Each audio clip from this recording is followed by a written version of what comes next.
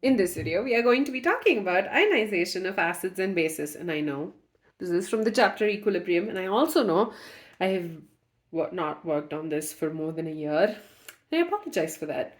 I just felt bad because I finished most of this chapter and it bothered me that I've not finished it completely. So I'm thinking on Fridays I will upload videos related to the chapter Equilibrium till it's done, hopefully. So we're talking about ionization of acids and bases, and I don't know if you checked out the previous videos.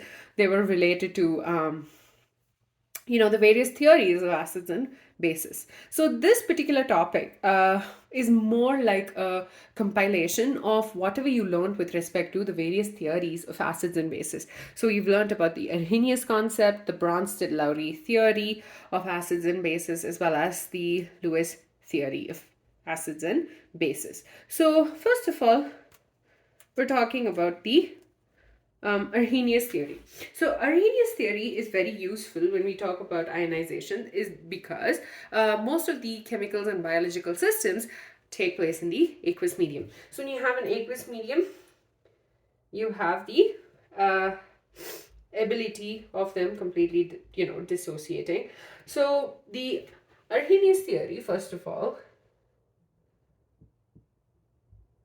theory said that good acids are proton donors and bases are OH minus donors.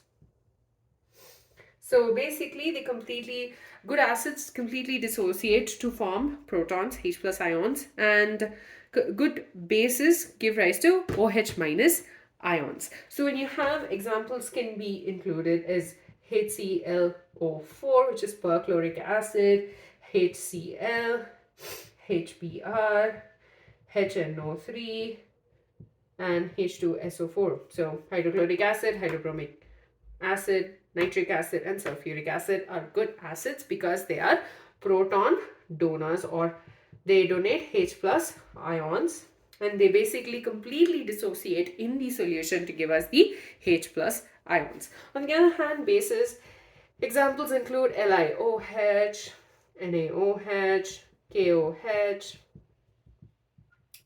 cesium oxide, and BaOH taken twice, and these are all good bases because they completely dissociate into the solution to give us OH minus ions. That is what Arrhenius theory said. Basically, acids are good H plus donors, bases are good OH minus donors. Honestly, this concept we could have covered it. I'm pretty sure we covered a part of it in these theories, but I just felt like I should have a video related to what is covered in your textbook for this particular topic.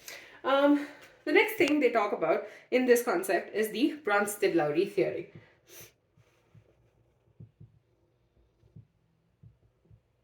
So according to Bronsted Lowry theory, strong acids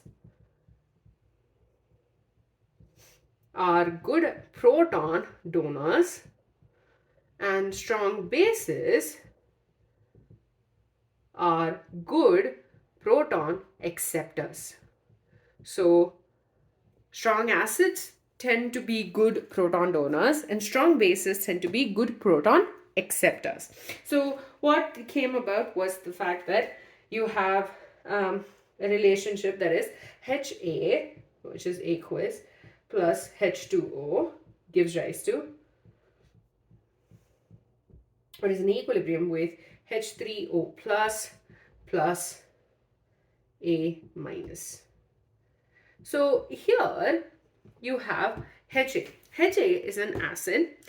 Water will be considered the base. H3O plus is the conjugate acid and A minus is the conjugate base. So according to Bronsted Lowry theory, what we noticed is that the movement of the equilibrium is based on the movement of the proton. Okay, so to which direction will the equilibrium be, will be more, is it in the forward or the backward direction, is what is decided based on the strength of the acids and bases. Okay, so let's take two examples. Okay, case one is HCl. So I know you know that HCl is a strong acid because it tends to dissociate in the solution. So let's take the reaction. HCl in aqueous in water gives rise to H3O plus Cl minus. Okay, so this is what is the reaction. Now, looking at this, what do you think? Based on the fact that you know that HCl is a strong acid, which direction is the equilibrium going to be favored towards? If you said in the forward direction, you're absolutely right. So what happens is HCl has a higher tendency to undergo or to become a good, or a HCl is a good proton donor in comparison to Cl minus not being a good proton acceptor. Let me write it down. First of all, we know that HCl is the acid and Cl minus is going to be the conjugate base. Okay, so HCl is a strong acid, right? So HCl has a higher tendency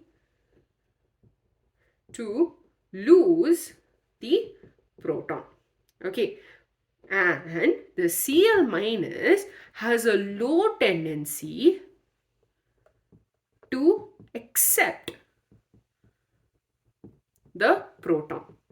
Essentially, what I'm trying to say is that this loves to donate that proton. Okay, this does not want that proton, it hates it, which means that the equilibrium is in the forward direction because this doesn't want that proton, right? That's why basically this let go, right? So because HCl is a strong acid, the conjugate base which is formed is a weak base. Let's take another example. Case 2. And yes, I discussed about conjugate acids and bases in detail in the Bronsted Lowry theory video. Definitely check that out. So let's take a second example, which is acetic acid. So you have acetic acid, which is CH3COOH plus H2O equilibrium with CH3COO minus plus H3O plus. So this is the acid and this is going to be the conjugate base. Okay, now in this case, CH3COOH does not want to let go of that hydrogen. Okay, this is a very bad proton donor, but this is a very good proton acceptor. Okay, so because of that, the equilibrium will be tending towards this direction, the backward direction. So you will tend to have more of CH3COOH plus H2O over CH3CO minus plus H3O plus. That is because CH3CO minus, the ion conjugate base, has a tendency to gain a proton, a higher tendency to gain a proton than this to lose the proton. So what we are noticing is that the equilibrium will be in favor towards that direction. So basically what we're coming to is that you have two different types of acids. These are strong acids, these are weak acids. So strong acids, and the examples include HClO4, which gives rise to perchloric acid. Actually, let's write it here. HClO4, which is perchloric acid, gives the conjugate base ClO4 minus. HCl gives Cl minus. HBr gives Br minus. HNO3 gives NO3 minus. H2SO4 gives HSO4 minus. So all of these are the weak conjugate bases.